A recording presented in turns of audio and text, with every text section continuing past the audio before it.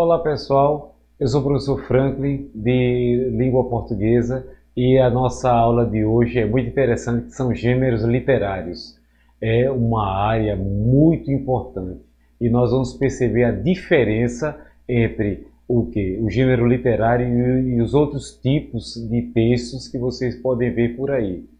Veja, a definição inicialmente, são aqueles textos que nos distraem e encantam.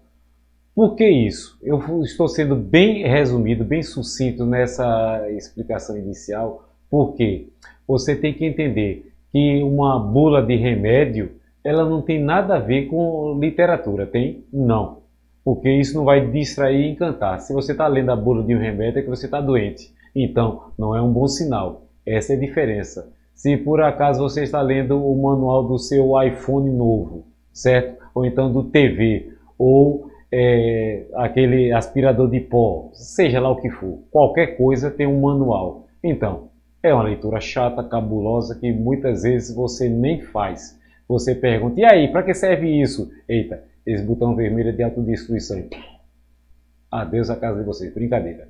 Mas olha, o gênero textual literário, ele é o quê? Ele é voltado ao encantamento, o deslumbre, a sua felicidade, a sua satisfação pessoal. Então, são dois tipos de linguagens que nós vamos utilizar nesses gêneros literários. Você vai ter o quê? Um texto em prosa e você vai ter um texto em verso.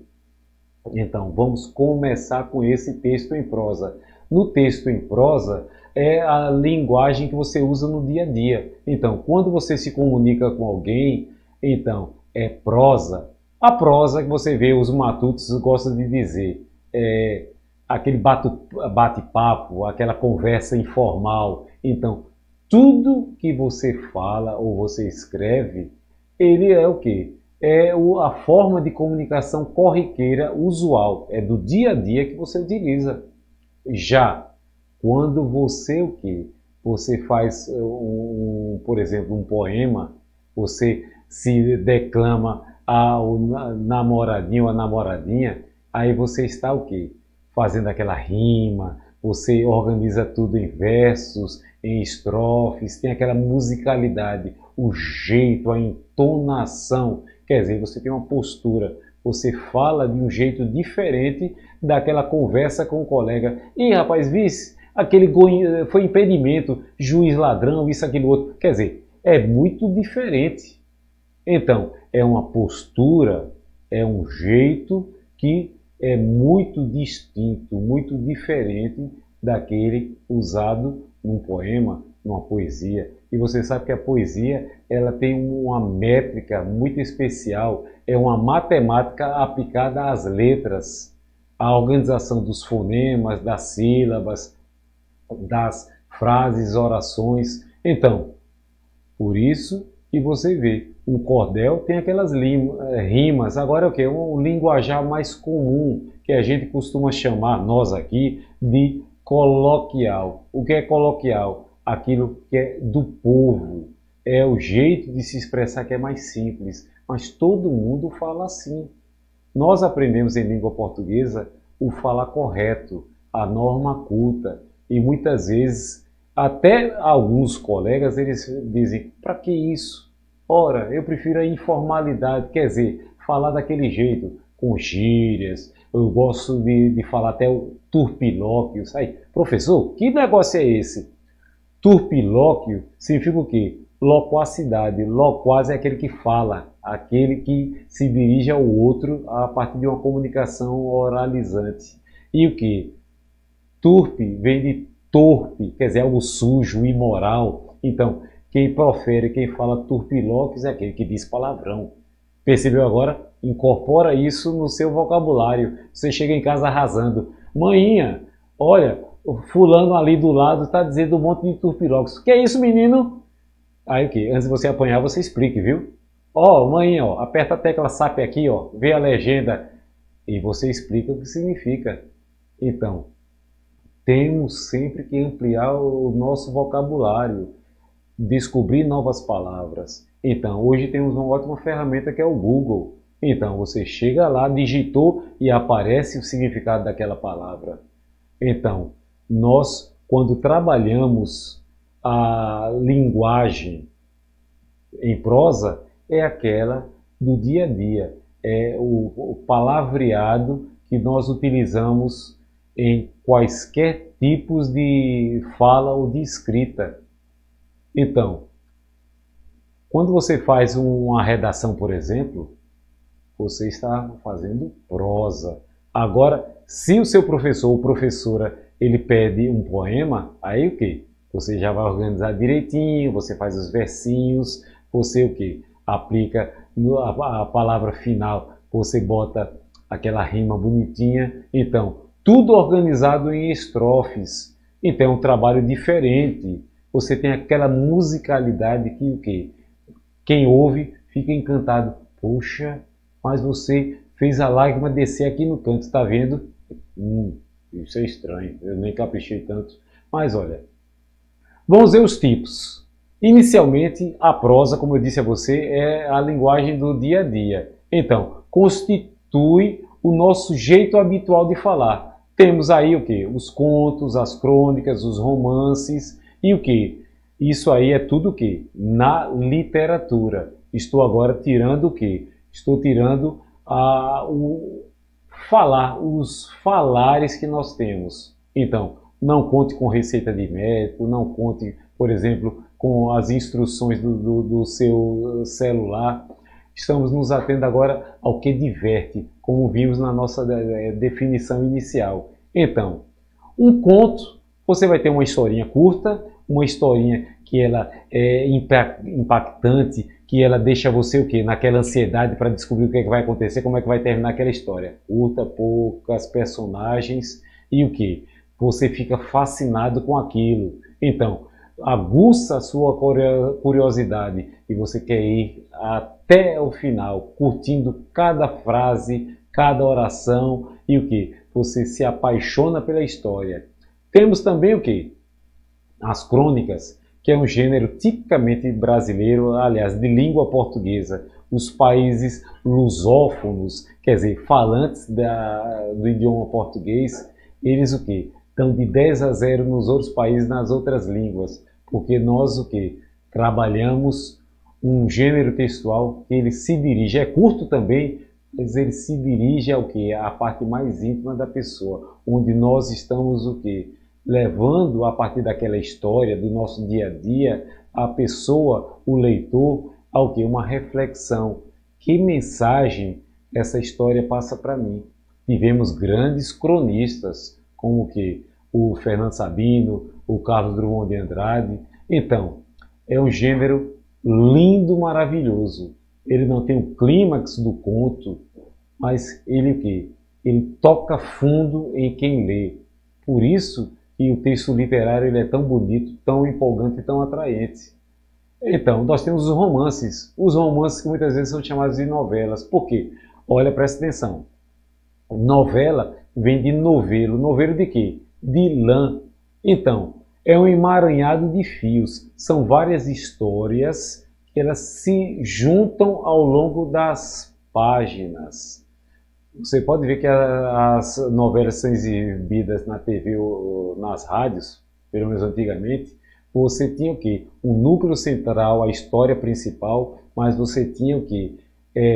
Aqueles núcleos, aquelas histórias periféricas, mas todas elas sempre convergiam, quer dizer, elas se voltavam para o núcleo principal. Então, numa novela acontece a mesma coisa. Os nossos romances clássicos, seja da literatura africana, da literatura portuguesa e aqui do Brasil, vocês percebem isso. Vocês percebem que são livros longos, com mais de 180, 200 páginas, alguns passando das 800 páginas, e eles o quê?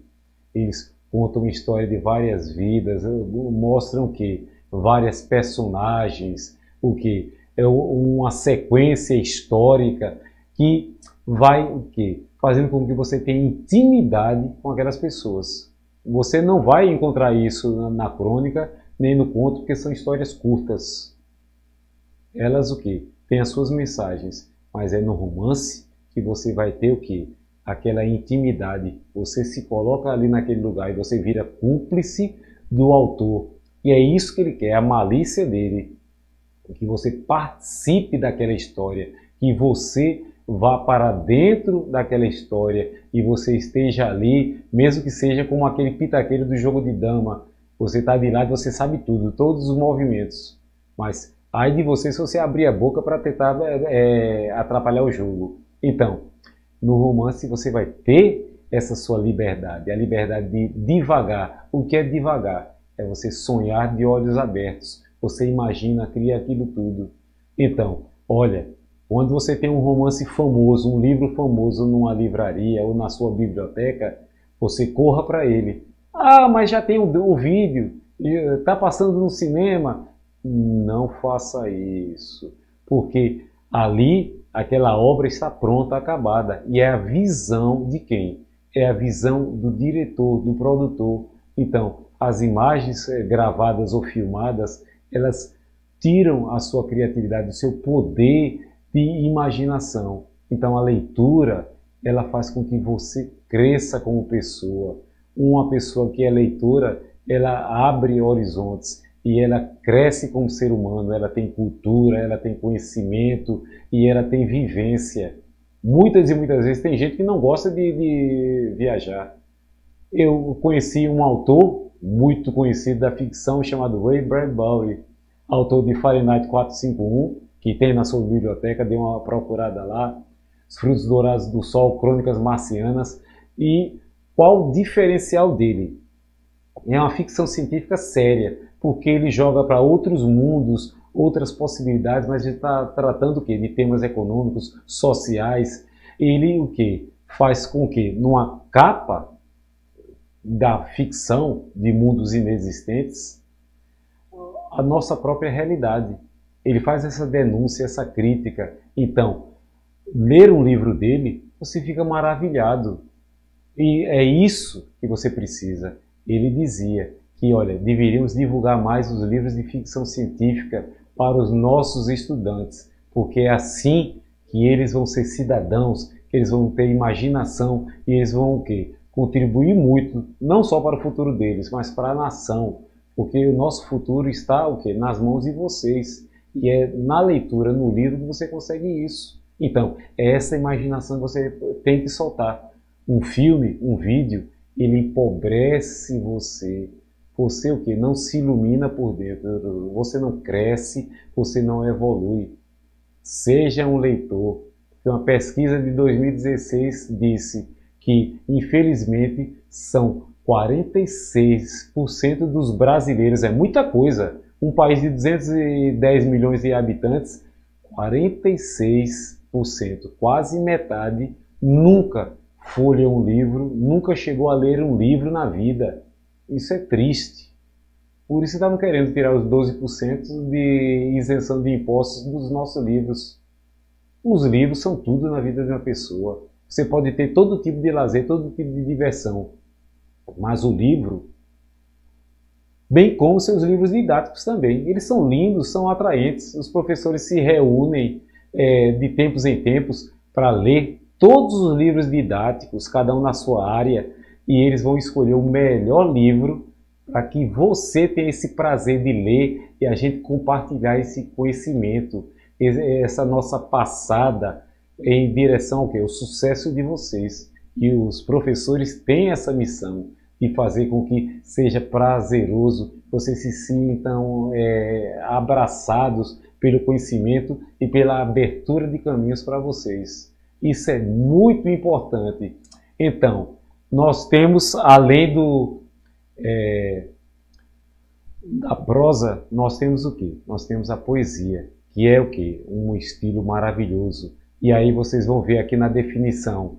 Aproveita a musicalidade das palavras e abusa das figuras de linguagem. O que é a musicalidade? São essas rimas, o que? Essa métrica, o equilíbrio das sílabas, das palavras, tudo é escolhido com esmero. Você pode ver que todas as canções que você ouve, elas têm o quê? Uma sonoridade. Não é só o acompanhamento dos instrumentos musicais ou da voz de quem interpreta, mas é o quê?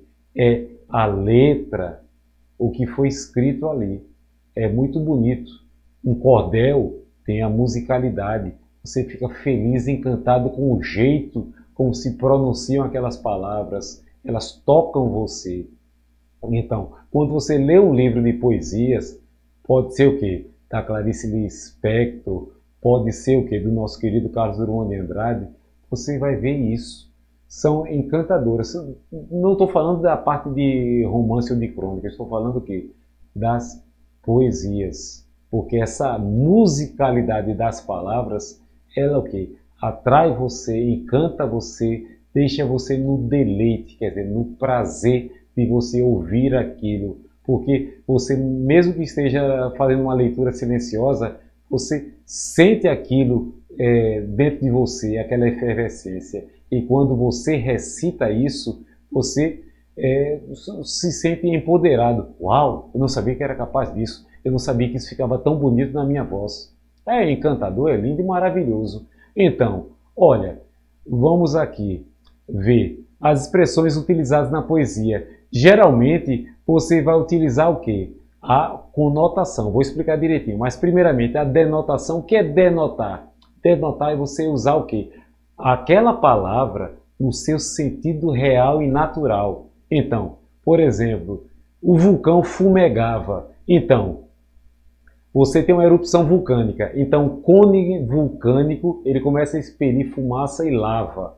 Então, você utilizou as palavras no sentido real delas. Se você procurar no dicionário, você vai ver tudo direitinho. O professor está certo, não está passando a perna na gente não, ele está sendo sincero. Agora, quando você usa o linguajar conotativo, é diferente. Você está utilizando o quê? Você está utilizando as palavras num sentido figurado, não natural. Quer dizer, você está sendo criativo ou criativa o quê? Na utilização dessas palavras. Veja aqui nessa outra imagem. Olha, conotação é quando se usam palavras fora do seu sentido habitual. Nesse exemplo, veja, a brincadeira, igual na imagem anterior. Seu olhar fumegava. Desde quando dos seus olhos vai sair fumaça? Então, é um jeito de falar, é uma expressividade. Então, é o sentido conotativo. Você está utilizando o quê? Essas palavras, né, nessa oração de um jeito figurativo. Não é natural. Então, você usou essa criatividade para tornar o seu texto bonito, musical, e que ele atrai a você. A função da literatura é essa, é atrair, encantar e fazer com que você tenha gosto de ler mais, de procurar mais, de você ficar fuçando a sua biblioteca o tempo todo, de procurar na internet os livros que você tem à disposição em PDF, que é muito importante. Vivemos um mundo onde o remoto ele está em evidência. Então, se a nossa escolinha ainda está fechada e você não tem acesso à sua biblioteca, aí o que você faz? Você o quê? Vai lá na web, na internet e você busca aqueles títulos lindos. Aí você bota o quê? Por área de preferência. Então vão aparecer vários autores, vários títulos que vão deixar você fascinado. Pode ter certeza. É lindo e maravilhoso. Então, nesse exemplo aí, eu acho que ficou claro para você, né? O sentido conotativo, você utiliza o quê? As palavras com o quê? Uma significância diferente da habitual, da que se usa no dia a dia. Agora, na linguagem denotativa, você vai utilizar o sentido natural normal. Então, se aquela palavra significa isso, então pronto. Vamos para outros exemplos. Veja, ele estava com taquicardia. Então, ele estava com os batimentos irregulares. Isso aí o quê? O seu médico vai dizer. Então, você passou por um estresse, ou então você ficou nervoso demais depois de assistir aquele filme tarde da noite, né, escondido dos pais, ali atrás do sofá, no cantinho, ou então no seu quarto, né, pelo smartphone, ou então pelo seu TVzinho. E o quê? Veja que é um termo normal, natural que se utiliza.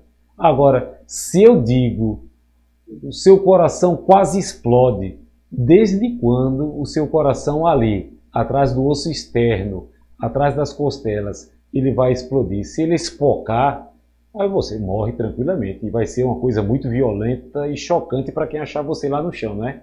Então, são dois tipos de abordagens. A primeira é a denotativa, na segunda é a conotativa, certo? Seu olhar vítreo petrificou-me. Então, isso é o quê?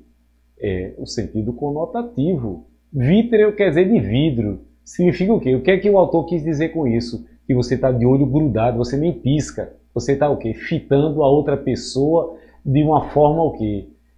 De afronta. É como vocês dizem, peitando a pessoa. Então, é o divisar de olhar, a encarada que deixa qualquer um com o pé atrás. Perceberam? Então, vamos ver agora as expressões utilizadas na poesia. Temos várias expressões. Aí o que? Nós temos as figuras de linguagem. E para que servem essas figuras de linguagem? Elas vão dar o quê? Uma cor, um brilho a esse texto poético. Temos vários tipos. Eu vou dar uns exemplos e uma definição curta e depois a gente vai explicando detalhadamente cada uma. São muitas. Eu me ative a algumas que são bem comuns e o quê? Em outra oportunidade nós vamos aprofundá-las. Mas veja, nesse primeiro exemplo aqui, ó, o rato roeu a roupa do rei de Roma. É o quê? Um trava-línguas bem clássico. Então, veja, isso é um exemplo de aliteração. Por quê? Eu utilizei uma letra e ela repetidamente está nesse ditado popular, nesse trava-línguas. Então, a letra R, ela ostensivamente ela é repetida. Então, dá uma sonorização e faz com que você o quê? Preste atenção nesse texto e ache até graça nele, não é? Porque, ó, o rato roeu a roupa do rei de Roma, o que é que tem a ver com isso? Era, por acaso, um dos Césares de 2000 anos atrás, na ascensão do grande Império Romano? Sim. Então, outro exemplo que nós temos, vejam, temos, por exemplo, a ponte aponta e não desaponta. Nesse exemplo aí, nós temos o quê? A assonância. O que é assonância? Aí já é uma coisinha diferente. Então, você vai ter uma sílaba. Então, geralmente uma sílaba tônica, onde aquela vogal, ela dá toda a diferença. Então, você vai ter a repetição. Vamos ler novamente para você entender. Olha, a ponte aponta e não desaponta. Não é interessante? Pom, pom, pom. Esse som, essa musicalidade, ela é o quê? Atrai naturalmente você. Nós somos atraídos pelos sons. Então, lembrem-se, agora eu estou puxando a sardinha para a área de arte. Na pré-história, o homem primitivo, certo? Ele o quê? Ele se distraía através dos tambores, que eram feitos o quê? De couro de animal, repuxado, né? Depois que ele almoçou o animal, o seu couro ele repesava, botava o quê? Umas tiras de cipó de árvore e o quê? Com os ossinhos também do animalzinho que ele lanchou e ele começava a bater. Então, naquele ritmo, na percussão, ele o quê? Ele dançava, ele o quê? Cantava. Então, a música saiu daí. Entendeu? É uma forma de comunicação, de diversão. Então, quando a gente oraliza, quando a gente fala, quando a gente canta, você tem aquela musicalidade. Quando ele começou a falar, ele percebeu que a repetição de algumas frases aí que tornavam aquele texto estranhamente bonito. Uau, eu gostei disso. Vamos fazer isso de novo? Ó, decorasse aí, pronto. E eles repetiam. E daí nasceram os ritmos musicais que nós usamos até hoje. Os instrumentos musicais também. A flauta veio de onde? De uma tíbia, um daqueles ossinhos de algum animal, espero que não tenha sido de algum colega deles, e o que? Uns furinhos abrem de um lado do outro, e o que? Você tira música, notas dali. Então, essa assonância, ela é música pura aos ouvidos. Então, é uma maneira de você o quê? De você trabalhar a musicalidade em prol de um texto lindo e maravilhoso. Outra expressão muito interessante é a metonímia. Veja esse exemplo. Respeite meus cabelos brancos. Então, o que é que isso quer dizer? Antes de dar a definição, é o quê? Na altura da minha experiência de vida. Já sou idoso, então eu tenho um longo caudal de conhecimentos. Tanto que o nosso Senado Federal vem de senil, quer dizer, de idoso, com idade, com experiência. Então você tem que ter 35 anos de idade para você poder se candidatar a senador. Então o senador da República ele está ali para julgar, analisar direitinho o que os deputados que são mais jovens eles fizeram, aquelas leis que eles fizeram. Então eles vão dar o aval. Peraí, isso tá meio doido. Aí o que? Refaz e devolve para eles. E o que? Eles têm a experiência de vida. Então, nesse exemplo aí, respeite meus cabelos brancos, essa pessoa está afirmando para todos os jovens: olha, eu falo por experiência própria. Olha que o meu conselho é para tirar vocês de alguma enrolação, de alguma enrascada. Então, a metonímia é o uso de palavras fora do seu contexto habitual. Por quê? Porque você vai respeitar cabelos brancos? Né? Você respeita pai e mãe, você respeita o guarda, né? Você vai respeitar uma autoridade constituída, o seu professor, a sua gestora, o seu gestor. Agora, quando se usa o que? Essa palavra num sentido fora do seu contexto habitual, quer dizer, fora da sua esfera natural, então isso aí vai ser a metonímia, porque você dá uma atribuição que não é natural a ele. Então, você não respeita os cabelos brancos, você respeita a idade de quem tem os cabelos brancos. Por quê? Porque ela tem a experiência de vida, ela sabe do que está falando. Então, isso é muito importante. Pense nisso da próxima vez que o vovô der um conselhozinho, vovó, e você sai para lá, velho, velha. Não faça isso. Temos que respeitar aquelas pessoas que vieram antes da gente e que nos ajudam a errar menos durante a vida. Nessa próxima imagem nós temos o quê? O eufemismo. Então, Bill não está mais entre nós. O que é o eufemismo? O que é que você entende disso aí? O que é que essa oração está querendo dizer? O Bill, né, é o apelido carinhoso de Severino. Ele quer dizer que o quê? Para não dizer que a pessoa morreu, aí você suaviza. No eufemismo você suaviza uma coisa que pode ser chocante, pode ser dura, traumatizante. Então, quando você diz está com os anjos, foi para Papai do Céu, então é uma maneira de não doer tanto, não dar aquele choque, aquele impacto quando você conta uma notícia trágica como essa. Espero que não tenha sido de Covid-19. Mas o quê? Nesse exemplo, você vai ter o quê? Bill não está mais entre nós, então significa que ele veio a falecer, ele foi a óbito, ele morreu. Então, é algo muito triste, que a perda de uma pessoa dói, choca sempre, porque ela tem um vínculo, ela tem os pais, ela tem provavelmente filhos, irmãos, tem os amigos, colegas. Então, é todo um contexto social. Então, nunca uma pessoa, olha um conselhinho, uma pessoa nunca pode cair o quê? Depressão, se sentir só, para baixo, triste, porque se você olhar embaixo, saia de você, olhe na linha do horizonte. Tem tanta gente que ama você, tem carinho por você, até aquele que reclama com você, pode ter certeza, ele faz isso porque ele se importa com você. É uma pessoa que passa direto, nem percebe que você existe, então essa é nada.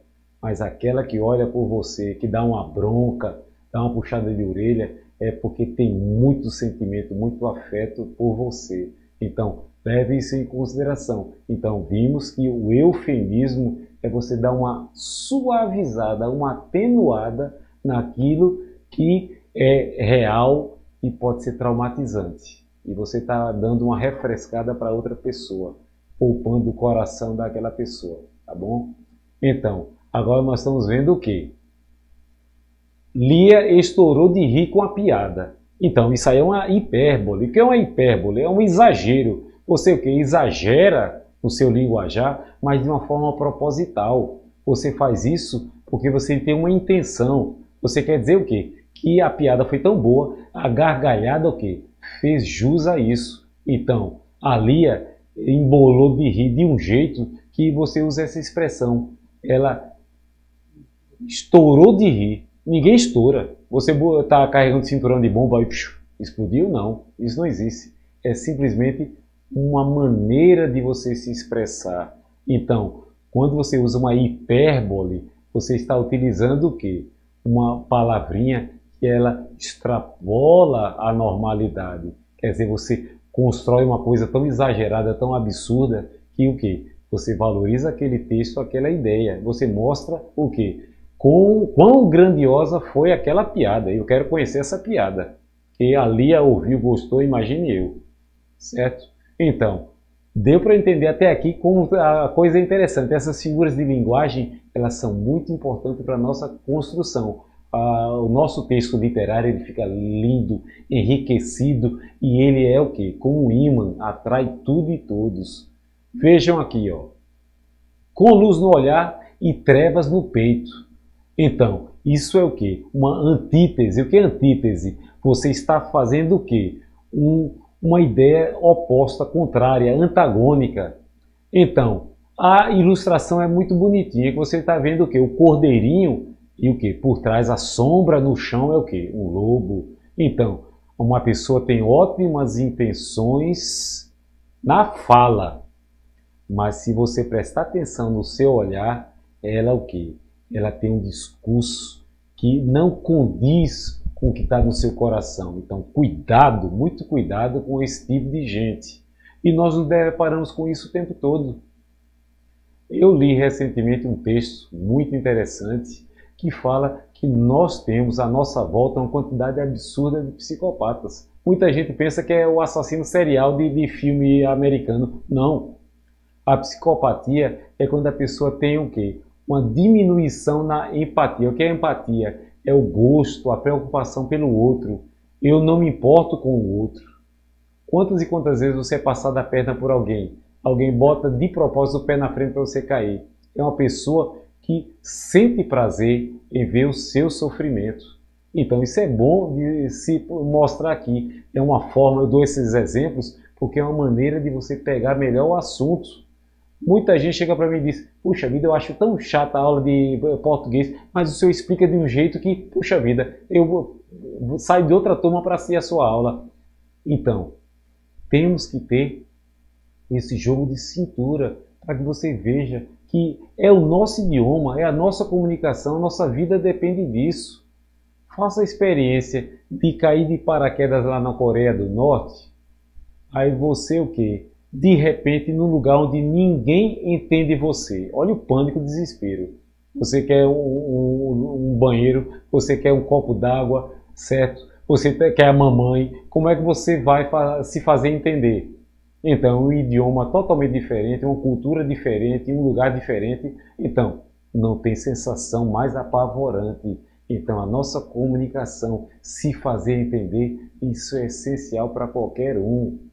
Então, vamos verificar como a antítese, ela o que? Desmascara muita gente à nossa volta, mas é um estilo literário que ele é muito presente e ele o que? Mostra a riqueza que o nosso idioma tem.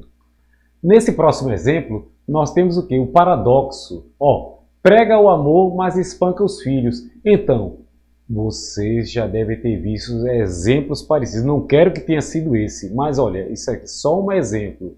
Quantas e quantas vezes uma pessoa está na sua frente, aconselhando você, tentando dar uma lição de moral para você, e você já conhece, porque já disseram para você como essa pessoa é. Quer dizer, em público ela tem uma postura, um jeito de ser, mas na intimidade ela pode ser cruel, ela pode ser monstruosa. Então, isso aí é o quê? Para a gente ter essa consciência que no paradoxo nós temos uma ideia oposta ao que se prega. Então, é diferente do que nós vimos anteriormente, porque aqui você o quê? Você utiliza o linguajar para mascarar a realidade, porque os seus atos não correspondem ao quê? A sua fala. Então, aí eu vou lembrar uma coisa. Porque muitas vezes a educação em casa não funciona. Por quê? Pai e mãe chega para você com o dedinho apontado e diz: olha, eu não quero palavrão aqui, eu não quero pé em cima do sofá, eu não quero mastigando de boca aberta.